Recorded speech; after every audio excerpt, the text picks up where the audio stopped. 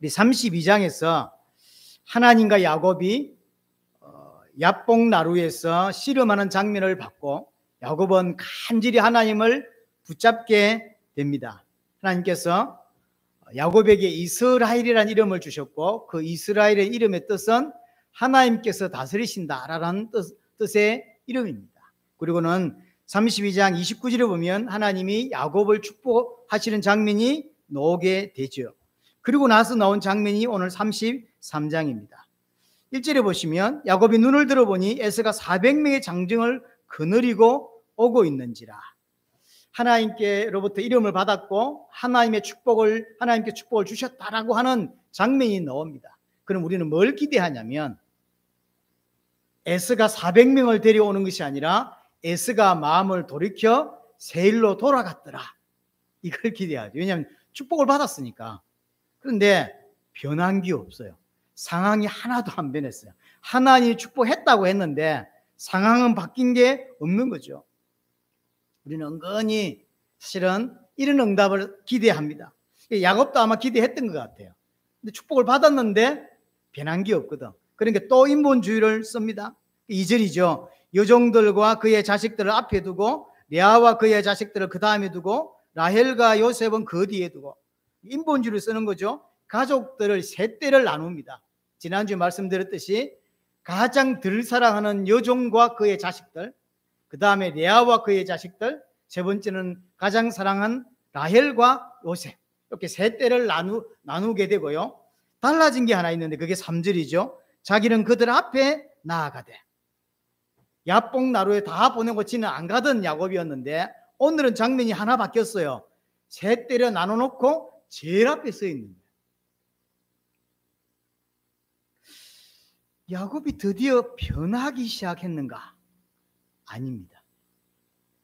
야곱은 변해서 앞에 선 게 아니라 현재 야곱은 허벅지 관절이 부러졌죠. 부러지지 얼마 안 돼서 아마 엄청 아플 거예요. 쉽게 말하면 지 혼자 도망칠 수 없는 상황이 딱 떨어진 거죠. 원래는 세 대로 나누어서 가족들을 방패막이 삼고 강하게 치면 도망갈 생각을 야곱은 하고 있었습니다. 하지만 자신이 세웠던 계획이 다 어그러졌어요. 왜냐하면 허벅지가 간절히 부러졌거든요. 도망을 갈 수가 없네. 원래는 세 대로 나눠놔서 치고 들어오면 그걸 보고 도망갈 생각이었는데, 도망갈 수가 있어야지. 다리가 부러졌는데. 다리가 부러지니까 어쩔 수가 없는 거죠. 어쩔 수 없어서 등 떠 밀리듯이 이러지도 못하고 저러지도 못해서 앞에 선 거예요. 아마 건강했으면 제 개인적으로 생각할 때 야곱은 튀었을 겁니다. 제일 앞에 세워놓고 상황을 보고 있다가 튀었을 건데, 다리가 부러져서 튈 수도 없어요. 튀어본데 얼마나 튀겠습니까? 이제는 지팡이 짚지 않으면 걸어 다닐 수도 없는 상황이 된 야곱이에요.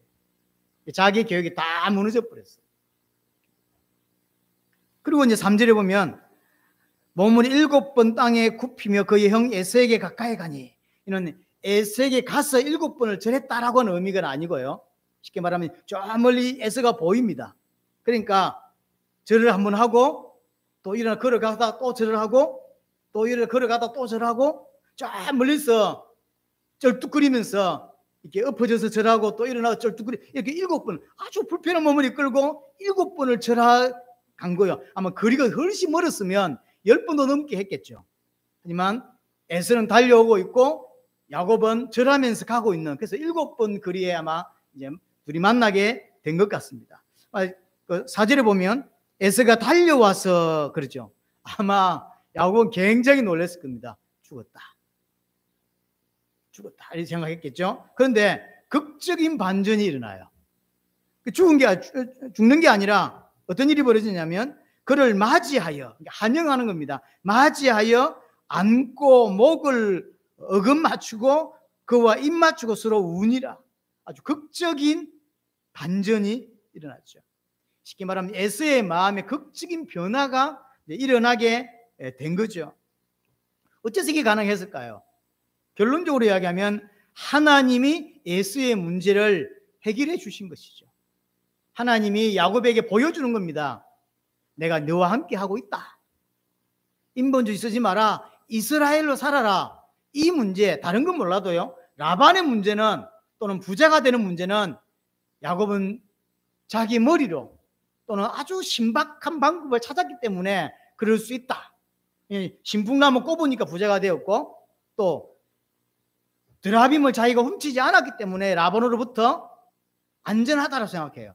실제로는 그렇지 않았습니다. 실제로는 라헬이 훔쳤는데 본인은 몰라요. 그래서 자기가 깨끗하기 때문에, 어렵기 때문에 라반이 나를 손 못 댔다라고 생각하고 있지, 실제로는 그렇지 않죠. 하나님이 보호하신 거죠. 하나님이 함께 하셨던 거죠. 오늘 장면도 마찬가지예요. 절대로 해결할 수 없는 문제, 그리고 야곱의 인생의 가장 큰 문제는 에서입니다. 그래서 사실은 오만 생각을 다 하고 오만 방법을 다 썼던 거죠.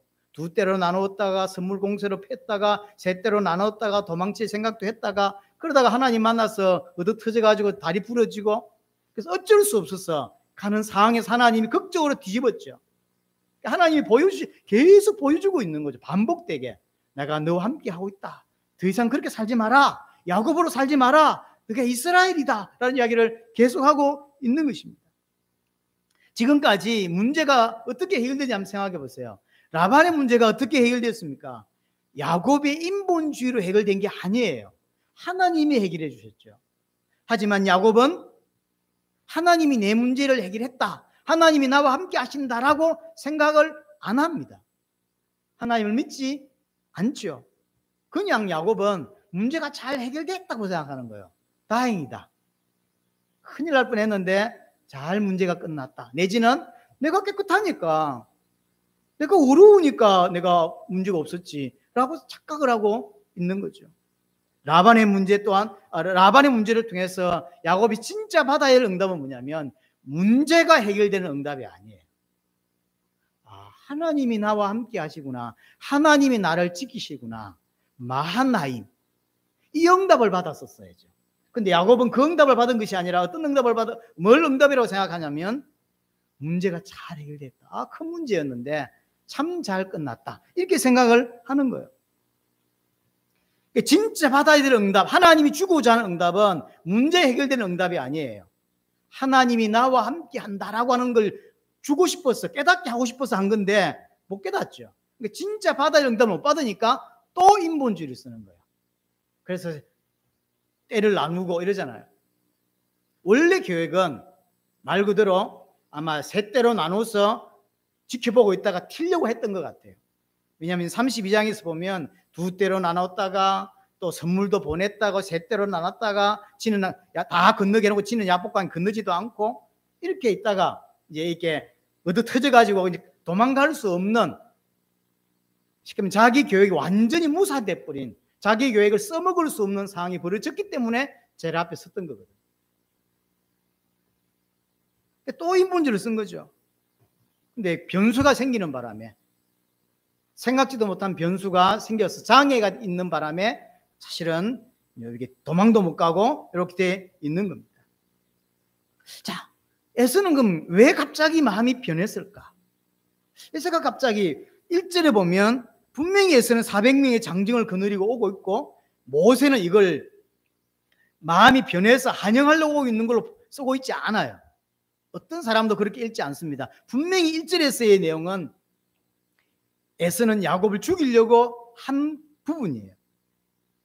그런데 야곱이 쩔뚝거리면서 절하고 제대로 걷지도 못한 몸을 가지고 7번이나 절하면서 자기에게 옵니다. 지금 야곱의 나이가 몇 살이죠? 대략 97세, 작게 잡으면 95세쯤 됩니다. 왜냐하면 하란으로 들어갈 때 나이가 77세라고 그랬는데 다른 신학자들은 뭐 72세, 75세까지도 보는 것 같습니다. 제가 이리저리 학자들의 종합해서 볼 때 77세 전후가 맞는 것 같습니다. 작게 잡으면 75세죠. 나이가 20년 지났죠. 95세에서 97세예요. 노인네죠. 노인네가 돼가지고 다리를 쩔뚝거리고 아픈 몸을 이끌고 병든 몸을 이끌고 절하면서 오고 있는 거예요. 그 모습을 보는 순식간에 에서의 마음이 바뀌는 거예요. 만약에 야곱이 건강하거나 옛날처럼 얍삽하거나 당당하고 비열한 모습으로, 자, 형님 날 죽이려면 저기 봐 이러면서 왔다면 패 죽였을 가능성이 큽니다. 근데 왜 중국 영화 같은 데 보면 그런 거 있죠. 아버지의 원수를 갚기 위해서 소림사에 들어갔고 20년은 돌을 닦아서 이제 원수를 갚으러 갔는데 원수가 비참한 상황이 되어 있는 거죠. 그럼 안 죽이죠. 안 죽이고 천벌을 받았구나. 내 대신 하늘이 벌을 줬구나 라고 하면서 돌아오면서 영화가 끝이 나거든요. 이런 장면하고 똑같아요. 만약에 야곱이 당당하게 건강한 상태로 나이는 먹을 거 먹어놓고는 당당하고 옛날처럼 그 눈빛이 비열하고 그러면서 당당해 미안한 감이 전혀 없어. 이렇게 왔으면 당장 기스라기 날리고 칼 뺐을 거예요. 근데 드디어 야곱을 만났는데 노인네가 다리를 절면서 장인이 돼가지고 쩔뚝거리면서 엎어지면서 7번을 절하고 오는데 완전히 만신창이가 되어 있는 거예요. 이 만신창이가 되어 있는 이 동생 야곱을 칼로 죽일 수가 없는 거예요. 처근한 마음이 갑자기 탁 생기죠. 그 순간에 순식간에 마음이 동요가 되죠. 그래서 부둥켜 안고 죽이면 뭐 하겠노. 이 완전히 장인이 됐고 만신창이가 되고 쩔뚝거리면서 노인네가 이 비참하게 오는데 뭐 죽일 수가 없는 거예요. 사람이 좀 당당할 때 그래야 돼 이렇게 마음에 묻고 있었는데 그랬을 때 칼을 끄는 건데 이 너무 사람이 망가져 있거든요. 그래서 죽일 수가 없는 거죠. 하나님께서 에서의 마음을 바꿀 수 있도록 미리 준비하신 거죠. 그래서 허벅지 한 대뼈를 쳐버린 거예요. 골절을 쳐버린 거죠. 마음이 다 풀렸습니다. 자, 그리고 12절부터 보면 그 중간 부분은 읽어보시면 되고 12절을 보니까 에서가 이르되 우리가 떠나자 내가 너와 동행하겠다. 옛날 성경에는 너의 앞잡이가 되겠다라고 이야기를 하죠. 하여튼 내가 네하고 같이 가겠다. 가자라고 하니까 야곱이 절대로 같이 안 가겠다는 거예요. 함께 갈 수 없다. 13절 보세요. 야곱이 그에게 이르되 내 주도 하시거니와 자식들은 연약하고 내게 있는 양떼와 소와 새끼를 데리고 있은즉 하루만 지나치게 몰면 모든 떼가 죽습니다. 거짓말이죠. 라반을 피해 갈 때 단 며칠 만에 500km를 주파했죠. 거짓말이에요. 뭐 주고 지금 라반 피해 도망갈 때는 500km를 뛰어가면서 며칠 만에 일주일 만인가 열흘 만에 거짓말이죠. 안 가고 싶은 거예요. 그리고 14절에 보시면 뭐라고 되어 있냐면 먼저 가라는 거 정하건대 내 주는 종보다 앞서 가소서. 나는 앞에 가는 가축과 자식들을 걸음들을 천천히 인도하여 세일로 가서 내 주께 나아가겠습니다 하죠. 세일 갔나요? 세일 안 갔습니다. 거짓말이에요. 역시 야곱이에요. 참 잔머리 쓰는 데는 제가 볼 때는 거의 세계 최고입니다. 세일 갈 생각이 없고 에서와 함께 동행할 생각이 없어요. 그러니까 에서가 그 마음도 모르고 에서는 마음이 팍 바뀌고 나서 불쌍한 마음도 있고 20년 만에 형제를 만나서 좀 풀렸던 것 같아요. 확실히. 그러니까 제가 보면 에서는 진짜 야곱과 함께 가고 싶은 내용이 마음이 있는 것 같아요. 그래서 15절에 말하면 에서에게 이르되 내가 내 종 사람을 내게 머물게 하리라. 시키면 내가 군사가 400명인데 그중에 한 100명을 내가 남겨줄 테니까 그래서 그들이 보호할 거다. 그러니까 이제 에서는 야곱은 큰일 날 소리죠. 안 가고 싶은데 자꾸 같이 가겠다 그러는 거죠. 그러니까 군사도 보내주겠다 하니까 그리 마옵소서. 안 가고 싶은데 왜 안 가고 싶을까요? 절대로 좀 야곱은 에서와 함께 가고 싶지 않아요. 왜일까요? 왜 이렇게까지 안 가고 싶을까요? 야곱은 하나님이 에서의 마음을 바꾸셨다라고 믿지 않기 때문이죠. 지금은 이렇게 하지만 정신 차리면 정신 차렸다가 이래 또 돌변해가지고 날 또 칼로 칠 거다라는 생각을 버릴 수가 없어요. 하나님이 에서의 마음을 주무르셨다. 하나님이 에서의 마음을 만지셨다라고 야곱은 믿지 않아요. 지금은 좋아서 이렇게 하지만 정신 차리고 시간이 한 달쯤 지났을 때 이제 제정신 차리면 에서는 또 칼 빼서 날 죽일 거다라고 하는 생각을 돌변할 거다라는 생각을 에서가 언제 변심할 줄 모른다는 생각을 깊이 가 있어서 두려운 거예요. 절대 같이 안 가겠다. 그래서 핑계를 대는 거죠. 양떼가 세게 몰면 다 죽는다. 내가 먼저 가시라. 그러면 내가 세일로 따라가겠다 했는데 절대 세일 안 갑니다. 그리고 16절에 보면 이제 에서는 세일로 돌아가게 되어집니다. 그 이후로 나중에 36장에서인가요? 한 번 더 에서 이제 그 족보가 한 번 나오고 이상 에서에 대한 이야기는 안 나옵니다. 쉽게 말하면 창세기에서 야곱 이야기에서 에서는 덜러리지 중심 인물이 아니에요. 야곱을 위해서 야곱을 하나님의 사람으로 만들기 위해서 하나님이 등장시키는 사람일 뿐이에요.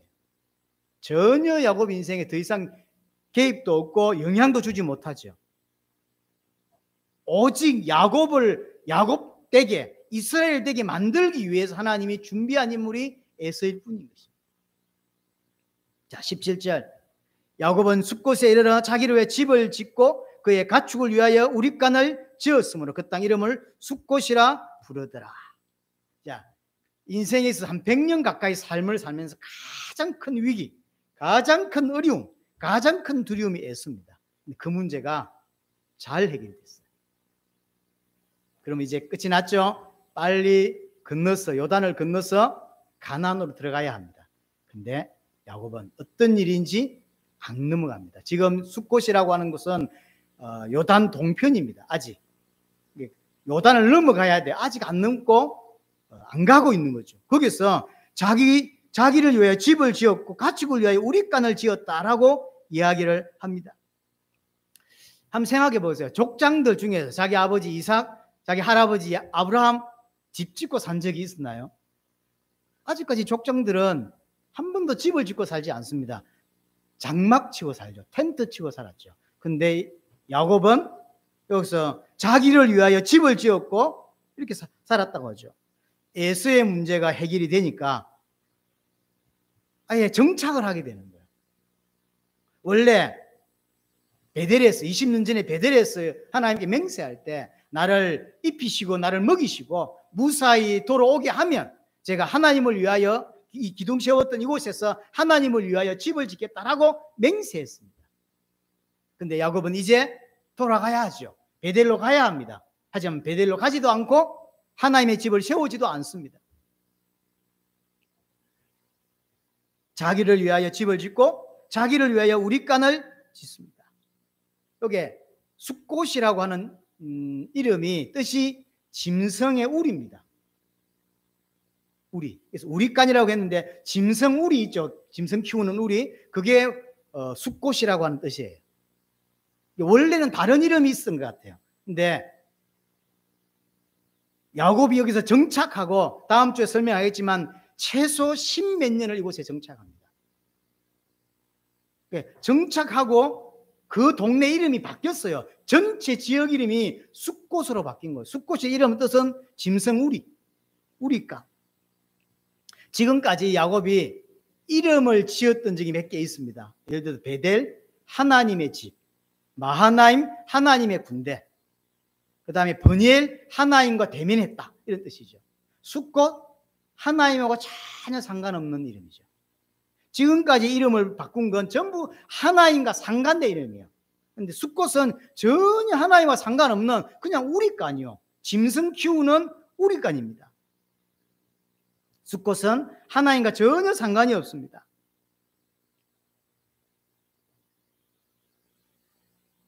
아마 숫곳에서 야곱은 큰 부자가 된 것 같습니다. 원래 적지 않은 부자로 나왔죠. 그래서 형한테 재물을 벌 때 550만을 보내는 거 보세요. 다 보낸 건 아니란 말이에요. 왜냐하면 형이 재물을 받았다고 돼 있고 그 다음에 지금 또 엄청 남아있죠. 이거 몰고 가면 다 죽는다라고 말했으니까. 상당히 부자로 나왔는데 이곳에서 정착해서 엄청 부자가 된 거예요. 번창한 거죠. 그래서 우리를 많이 지은 거예요. 어느 정도 많이 지었냐면 랜드마크가 될 만큼 많이 지은 거예요. 그래서 이름을 숫곳이라고 바꾼 거예요. 그냥 우리 서너 개, 대여섯 개 지어서 양 좀 키우고 소 좀 키운 게 아니라 그 지역 숫곳이라는 그 전체 지역에 야곱의 그 양들과 염소와 소와 이런 낙타들이 꽉 찬 거예요. 그래서 동네 자체가 아예 지역 자체가 숫곳이 되었다고. 우리가 우리나라도 왜 소 많이 키우는 지역이 있지 않습니까? 예를 들면 행성. 근데 원래 이름이 행성인데 우리간으로 바뀌었다 이렇게 보시면 돼요. 아니면 저 서산인가 보면 왜 옛날에 정주영 회장이 뭐 소 키웠다는 무슨 이렇게 그 농장 있지 않습니까? 그런 이런 지역들이 있죠. 마찬가지요. 원래 숫곳은 그 지역은 다른 이름이었던 것 같아요. 하지만 야곱이 정착하고 나서 그 동네 이름이, 그 지역 이름이 숫곳으로 바뀌어 버렸어요. 랜드마크가 됐다니까. 얼마나 부자가 되고 얼마나 번창했는지를 보여주는 것입니다. 그래서 자기가 머무는 땅 전체를 아예 우리간이다, 이렇게 숫곳이다, 이렇게 부르게 되는 거죠. 떠날 생각을 전혀 하지 않고 아예 자리를 탁 이렇게 잡는 거죠. 정착하게 되는 겁니다. 야곱이 지금 살고 있는 곳이 우리간이에요. 숫곳 우리간인데, 우리간은 짐승의 우리는 짐승이 사는 곳입니다. 이게 하나님이 주시는 메시지예요.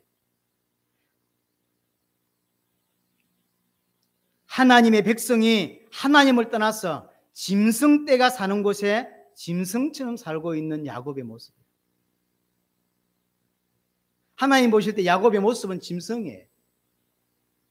하나님을 떠나서 하나님을 의식하지 못하고 짐승떼가 사는 곳에 집 짓고 짐승떼가 사는 곳에 살면서 살아가고 있는 것입니다. 짐승이 사는 곳에 살면서 부자가 되니까 행복해하고 있는 모습, 이것이 야곱입니다. 이것이 야곱의 믿음이고 이것이 야곱의 실체입니다. 우리에게 주는 메시지가 큽니다.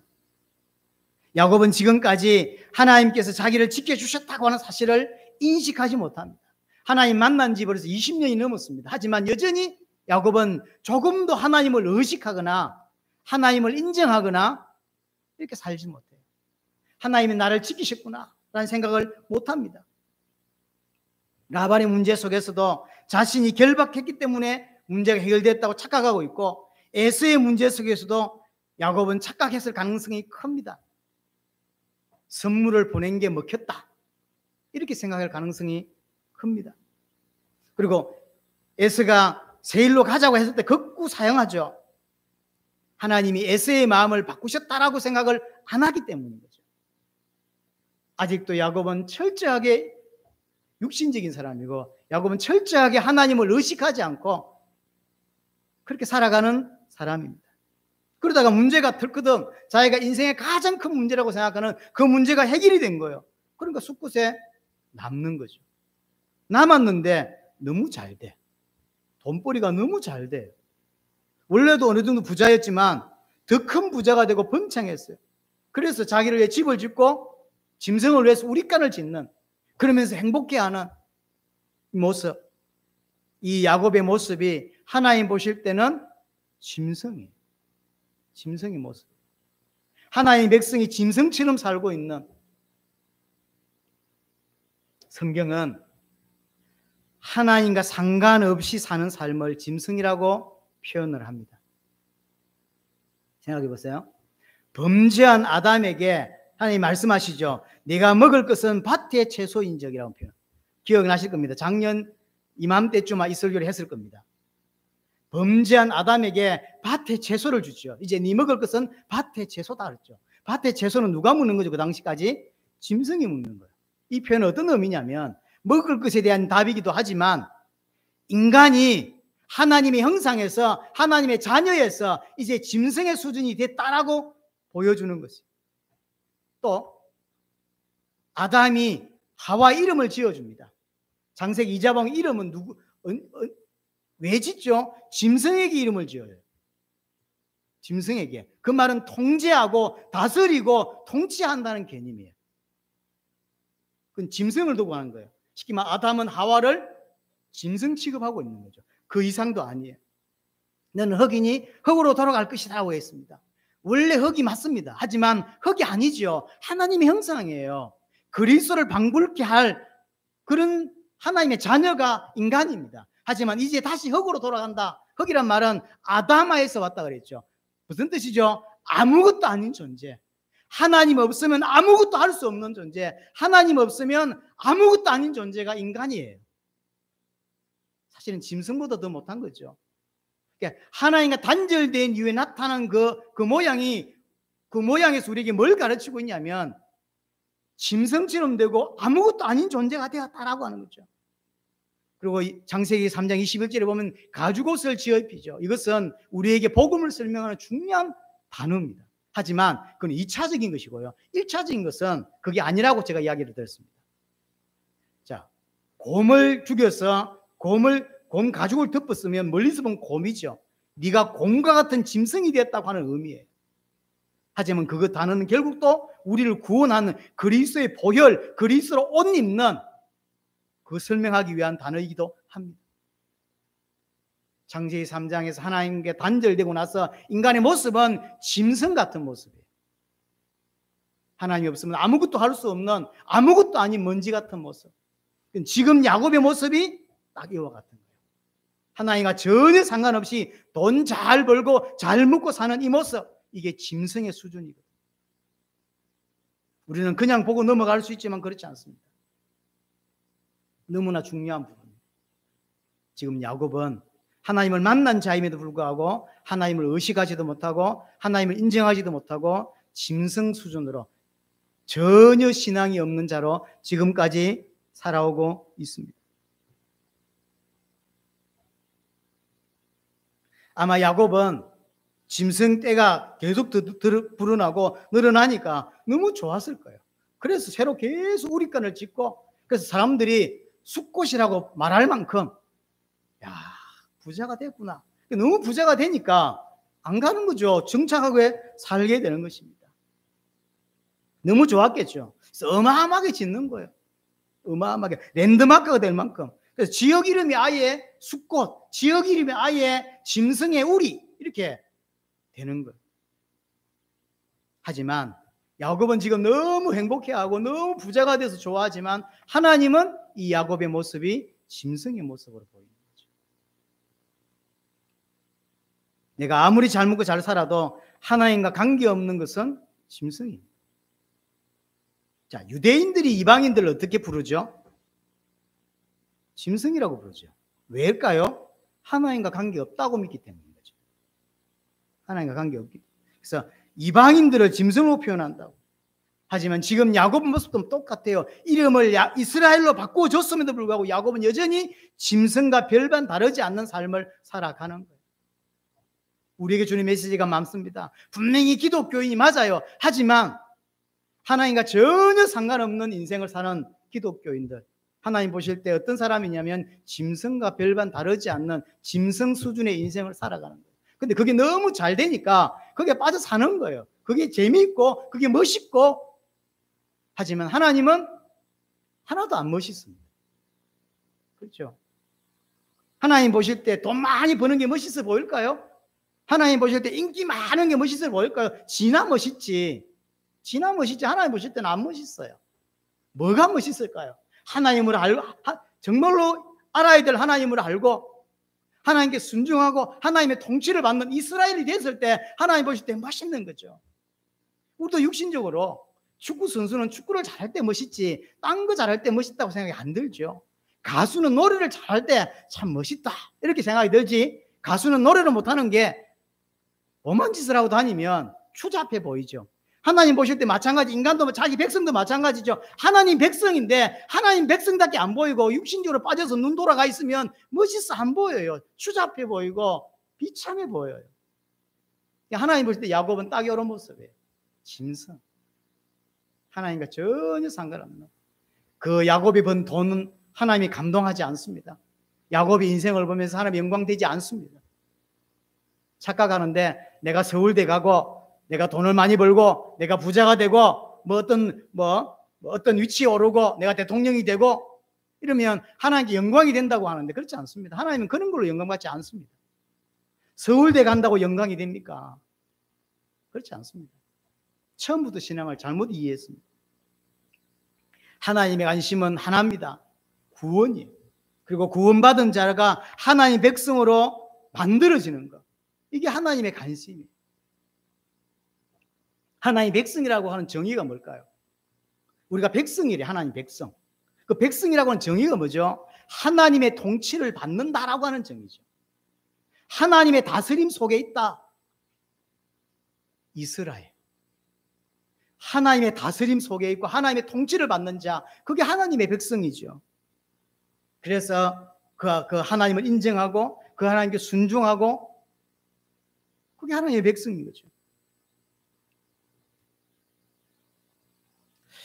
야곱에게 왜 이렇게 문제가 많을까? 신학적으로 야곱은 뭐라 그러죠? 이렇게 변화되는 어떤 대명사입니다. 그런데 야곱의 변화된다는 이야기는 너무 많은 문제 속에 있다가 변화가 된 거거든요. 야곱에게 왜 이렇게 문제가 많을까? 성도에게 왜 이렇게 문제가 많을까? 이렇게까지 해결이 안 될까? 그 내 입장에 생각하지 말고 하나님 입장에서 한번 생각을 해보세요. 왜 하나님은 그토록 많은 문제를 성도에게 줄까? 하나님의 취미가 성도를 괴롭히는 것인가? 이유는 하나입니다. 하나님은 나를 바꾸어서 하나님의 백성 삼으려고 하는 거예요. 하나님의 통치를 제대로 받는, 그렇게 만들려고 하는 거죠. 그러려니까 첫 번째가 뭐가 돼야 되냐면, 내가 얼마나 죄인인지, 내 모습이 얼마나 하나님 떠나 있는 모습인지 정확히 봐야 돼요. 그래서 하나님 야곱에게 뭘 보여주냐면, 지와 똑같은 사람들을 보여서 거울로 삼아주셨던 거죠. 라반, 라헬, 레아. 자신은 그냥 이삭 밑에 자랄 때는 몰랐어요. 하지만 라반 밑에 가보니까 알겠어요. 저 사기꾼이 곧 나구나. 내가 하나님 모르고 저렇게 살았구나라고 깨달았어야 했는데 야곱은 못 깨달아요. 하나님 제일 처음에 보여주시는 게 뭐냐면, 복음의 시작에 제일 처음에 보여주시는 게 뭐냐면, 내 자신을 보게 만들어요. 내가 얼마나 죄인인가, 하나님 단절되어 있는, 하나님께 떠나 있는 내가 얼마나 큰 심각한 문제에 빠져 있는가라고 하는 문제. 이게 안 보이면 예수 믿을 이유도 없어요. 예수 안 믿어집니다. 내가 죄인이 아닌데, 그리고 내 그 죄가 심각하다, 하나님이 인간이 되고 그 인간 대 하나님이 십자가에 죽지 않으면 절대 해결될 수 없는 엄청난 심각한 죄다라고 안 보여주면 예수 안 붙잡아진다니까요. 신앙 출발해서 제대로 못하는 성도들이 대부분인 것 같아요. 왜냐하면 나를 정확히 안 봐요. 조금만 자존심 건드려 보세요. 발끈하죠. 왜 발끈할까요? 나는 괜찮은 놈인데 날 보고 죄인이라 그래? 그거거든. 내가 쓰레기로 안 보이고 내가 죄인으로 안 보이고 나는 정말로 지옥에 딱 합당한 자구나 이렇게 처절하게 안 보이면 그리스도가 필요 없습니다. 예배가 뭐가 필요합니까? 그 신앙의 첫 번째는 내 자신을 보는 거예요. 그래서 하나님이 야곱에게 라반을 붙이는 거예요. 똑같은 놈, 사기치고 뒤통수 치고 거짓말하고 20년 동안 보여줬는데 야곱은 본체만치 하죠. 알아듣지를 못해. 내 모습을 정확하게 봐야 합니다. 두 번째, 이제 내가 죄인인 걸 알아들었고 오실 메시아를 통해 내가 구원받는 거구나 하는 걸 알아들었어요. 그러고 나서 봐야 될 게 뭐죠? 하나님이 나와 함께 하시는구나 라는 거예요. 하나님이 야곱에게 말씀하셨죠. 창세기 28장에서 네가 어디로 가든지 함께 하겠다라고 했죠. 하나님이 나와 함께 하시는구나 하는 걸 봐야 됐어요. 그 보여주는 장면이 뭐냐면 하란에 잘 도착하는 거예요. 그건 잘 도착한 게 아니라 뭐가 깔려있냐면 내가 너와 함께 한 거다라는 거거든요. 가다 죽을 수도 있고, 왜냐면 돈 다 떨어졌죠. 지금처럼 이런 시대가 아니잖아요. 가다가 누구한테 맞아 죽고 짐승에 찢겨 죽어도 뭐 말할 데가 없는 그런 시대입니다. 근데 하란에 잘 도착했다는 이야기는 하나님 함께 하고 있다는 걸 보여주는 것이고, 많은 갈등이 있었지만 12지파를 이룰 12명의 자식을 낳았다라는 건 하나님이 함께 하셨다라고 하는 것이고, 그 사기꾼 밑에서 엄청난 부자로 만들었다고 하는 건 산풍나무 잘 꽂아서 그런 게 아니라 내가 함께 한 거다라고 하는 이야기고, 라반의 문제 앞에서도 맹축이게 왔지만 큰 문제가 없었던 것은 지가 머리를 잘 써서 그런 게 아니라 하나님이 함께 했구나라는 걸 보여주고 있는 것이죠. 너무나 에서를 만날 때 두려워합니다. 그래서 하나님이 먼저 두 무리의 군대를 보여줍니다. 그래서 자기는 보고도요, 마하나임이라고 지가 이름을 불렀어요. 하나님의 두 군대의 무리. 그래서 마하나임이요. 그래 놓고도 안 믿습니다. 그래도 벌벌 떨죠. 하나님이 함께 한다고 안 믿는 거예요. 야곱은 그 많은 숱한 세월과 문제 속에서 하나님이 나와 함께 하고 계신다라는 사실을 잘 안 믿습니다. 깨닫지 못하죠. 그냥 야곱은 어떻게 생각하냐면 참 다행이다, 문제가 잘 넘어갔다, 아우, 다행이다. 죽을 뻔했는데 에서가 마음을 바꿔 돌이켰다. 다행이다. 이렇게 생각하는 거예요. 자, 이게 성경을 보시면 계속 반복됩니다. 홍해 사건, 나중에 야곱의 후손들 중에 이스라엘 백성이 홍해로 애굽 갔다가 빠져나오죠. 근데 빠져나온 경로를 보시면 이제 출애굽기를 이제 내년에 하게 될지 잘 모르겠지만 출애굽기 과정을 보면요, 잘 가는 데들 틀어서 홍해 앞에다 하나님이 세워요. 원래 경로는 홍해 앞에 갈 필요가 없었던 경로였어요. 하지만 홍해 앞에다 갖다 놓아요. 신도 아닌데 홍해를 어떻게 무료로 걷습니까? 앞으로 갈 수 없고 뒤는 바로가 정신 차려서 군사를 이끌고 오고 있습니다. 진퇴양난에 딱 걸렸죠. 그러니까 이제 난리가 났습니다. 울고 불고 막 돌아가자 어쩌자 막 난리가 났습니다. 하나님은 홍해를 왜 주셨을까요? 하나님의 취미가 자기 백성을 고통 주는 게 아니란 말이에요. 근데 왜 또 내가 받은 구원이 얼마나 완벽하고 얼마나 완전한지를 보여주기 위한 거예요. 피 바르라고 하니까 피 발라 나왔는데 그게 뭔 말인지 잘 못 알아들었어요. 두 번 다시 바로와 그 바로의 군대가 너를 죽이지 못한다라는 걸 보여주는 거예요. 바로왕의 군사에 맞아 죽을 줄 알고 얼마나 벌벌 떨었다고요. 그래서 돌아가자, 장관 세워 돌아가자고 이야기했지만, 왜냐하면 건널 수가 없으니까 배를 만들 수도 없고 이 시간에 하나님이 기적을 보여줘서 마른 땅과 같이 건넜고, 그리고 한 명도 바로의 군대에 죽었거나 바로의 창에 찔려 죽은 자가 없었어요. 그리고 단 한 명도 다시 애굽으로 넘어간 사람도 없어요. 인생 살면서 사단으로부터 해방되었고 죄 문제가 해결되었어요. 이제 하나님과 함께하는 자가 되었습니다. 하나님과 함께하고 우리의 구는 완벽하다라는 걸 보여주는 것이고, 이제는 그래서 하나님께 순종하면 된다. 지금 모습이 광야같이는 보이지만 하나님이 완벽한 가나안을 준비하셨다. 우리에게는 새하늘 같은 땅을 준비하셨으니 신경 쓰지 말고 바로 가나안을 가면 된다. 어려움이 분명히 있다. 하나님이 널 지킨다라는 거예요. 근데 그 짧은 어려움을 이기지 못해서 불평, 불만, 나중에 짱돌 들고 옷에 죽이겠다 나왔었죠. 그래서 하나님이 40년을 돌리죠. 보름에서 한 달이면 가나안 들어갈 수 있는 그 거리를 40년 뺑뺑하게 돌아서 불신앙하는 자들, 하나님의 통치를 받기 싫어하는 자들, 하나님을 믿지 않으려고 하는 자들을 땅에 다 묻어버리는 거예요. 계속 반복돼요. 신앙, 성경이. 이스라엘은요, 홍해에서 빠져나왔고 바로 왕에서 벗어났다고 그걸 응답이라고 생각한다고요. 다행이다. 바로 군대에 안 죽었다. 물에 안 빠져 죽었다. 그게 응답이 아니에요.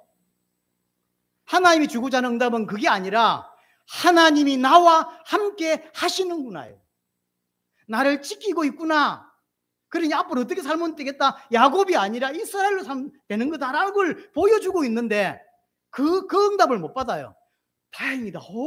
큰일 날 뻔했다. 나 맞아 죽을 줄 알았다. 그러고 있는 그게 응답이라고 생각하는 거예요. 좋은 아파트가 생겼습니다. 그게 응답이라고 생각한다니까 성도들은. 좋은 대학을 들어가서 그게 응답이라고 생각하는 거예요. 아니요. 그건 응답이 아니라 하나님이 나와 함께 한다는 사실을 보여주기 위해서 주신 것뿐이에요. 그러면 대학 떨어지는 사람은 응답이 아니게?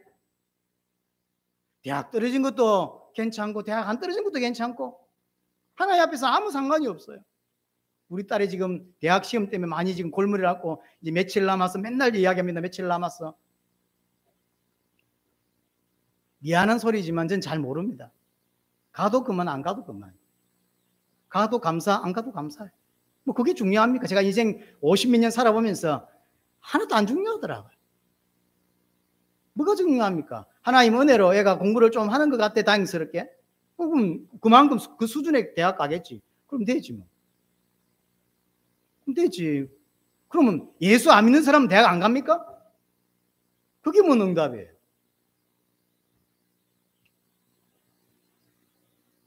에서의 사건도 마찬가지예요.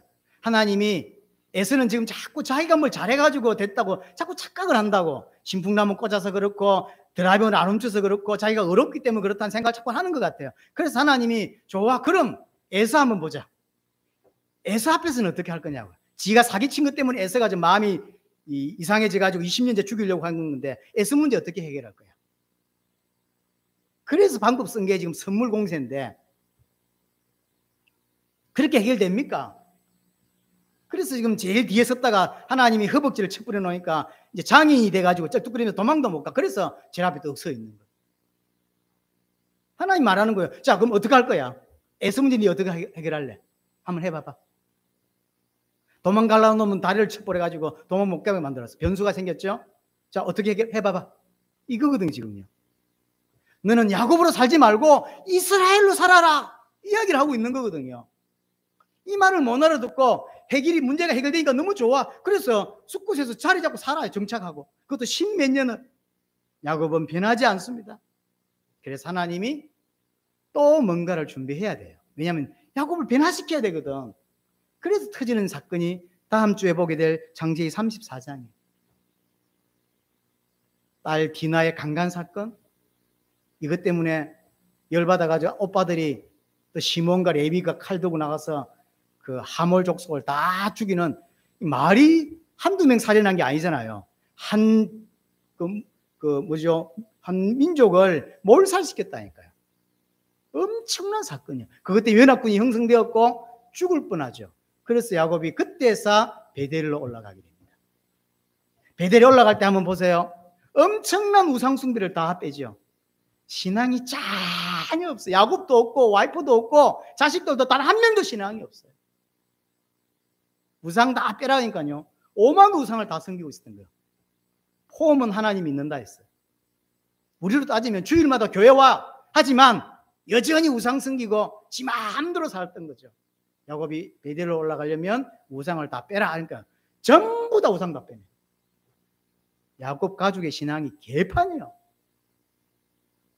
그 상태예요 지금 야곱. 다음 주 이야기하겠습니다. 절대 일어나지 않았어야 될 사건이 창세기 34장 사건이에요. 필요 없는 사건이라니까 야곱 인생에 있어서. 하지만 야곱이 못 알아들으니까 엄청난 사건이 준비되고 있는.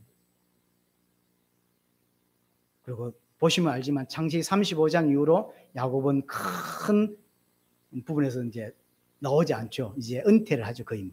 무슨 뜻일까요? 35장을 넘어서면서 야곱은 알아듣기 시작한 거예요.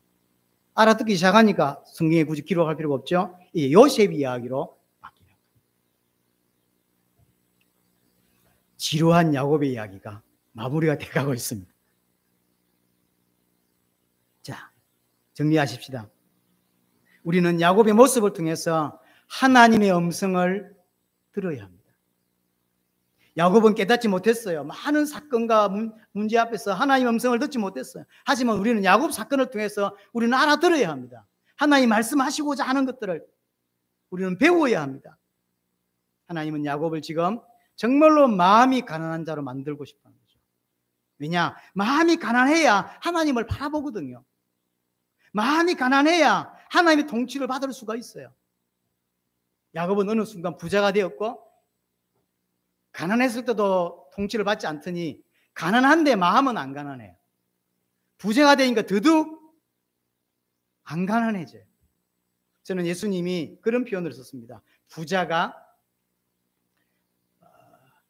낙타가 바늘귀로 들어간 것보다 부자가 천국 가는 것이 더 어렵다라는 표현을 썼죠.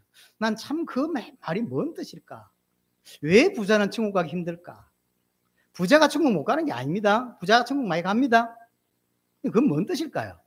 부자는 마음이 가난해지지 않는 거예요. 하나님을 인정하지 않는 거예요. 하나님을 인정한 부자 많습니다. 하지만 대부분의 부자는 하나님을 인정하지 않으려고 해요. 왜죠? 자기가 갖고 있는 그 돈이 힘이라고 믿기 때문이에요. 자기가 번 그 돈이 엄청난 힘이라고 믿기 때문에 마음이 가난해지지 않아요. 심령이 가난해지지 않아요. 그래서 안 되는 거예요. 하나님을 인정하고 하나님의 통치를 받는 인생이 되게 하려고 하나님은 지금 야곱에게 이 많은 이야기들을 만들고 있는 것입니다. 우리 또한 마찬가지입니다. 크고 작은 일들이 우리에게 있고 크고 작은 기도 제목들이 계속 있습니다. 어느 한 집도 편안한 집이 없습니다. 여러분도 오실 때는 저 집은 참 좋겠다 싶죠? 그렇지 않습니다. 들어가 보시면 다들 눈물 흘리는 만한 아픔과 어려움들이 다 있습니다. 지위, 고하를 막론하고 다 있습니다. 왜 그런 걸 주냐면 나를 하나님이 하나님 백성답게 만들어 가려고 하는 것입니다. 여러분, 인정해야 되는 게 뭐냐면 인생 살면서 진짜 중요한 거 있죠. 그것은 내 선택과 내 결정이 아니에요. 그렇죠? 예를 들어서 내가 남자로 태어나게 내가 결정한 게 아닙니다. 태어나 보니 남자인 걸 뭐. 그렇잖아요. 진짜 중요한 건 내 결정에 내 선택에 달려있지 않아요. 내가 한국에 좀 태어나 볼까? 이래서 한국에 태어난 게 아니에요. 그렇죠? 미국에 태어날 수도 있었어. 또 조선시대에 태어날 수도 있었는데 이 시대에 태어났다고. 이런 진짜 인생 살면서 중요한 거, 그 전부 하나님의 손에 있어. 내 선택하고 내 선택과 전혀 관계없어요. 주어지는 거예요. 남자로 태어난 거, 한국에 태어난 거, 이 시대에 태어나는 거, 복음을 듣게 되는 거, 이런 거 전부 다 주어지는 것이지 내가 뭔가를 하고 뭔가를 선택해서 선택했기 때문에 온 게 아니란 말이에요. 우리가 선택할 수 있는 건 오늘 점심을 비빔밥을 먹을 거냐, 순대를 먹을 거냐, 이런 거. 그죠? 내가 파주에 살 거냐, 문산에 살 거냐, 이런 정도는 내가 선택할 수 있어요. 그건 별로 안 중요한 거예요. 진짜 인생에 중요한 것들은 내 선택이 아니에요. 주어지는 것들이에요. 왜 이런 걸 주어졌을까요? 이 사람이 이렇게, 저 사람이 저렇게. 제가 선택했다면 제 키를 이렇게 했겠습니까? 더 크게 했겠지.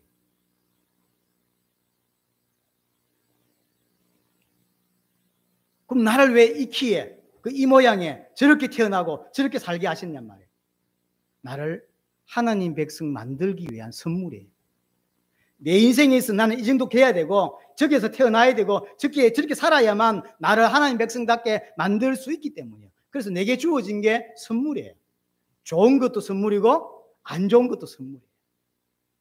어떤 사람에게 없는 특별한 병이 있어. 그게 선물입니다. 왜냐? 그걸로 나를 하나님 백성 만들고자 하는 선물이에요. 좋은 것만 선물이 아닙니다. 하나님은 나를 이 땅에서 하나님만으로 살아가는, 하나님이면 돼라고 하는 자로 만들어 가고자 하는 것입니다. 하나님은 야곱을 이스라엘로 만들려고 하시고 하나님은 우리를 이 시대의 영적 이스라엘로 만들고자 하시는 것입니다. 이 은혜가 여러분에게 있게 되기를 바랍니다.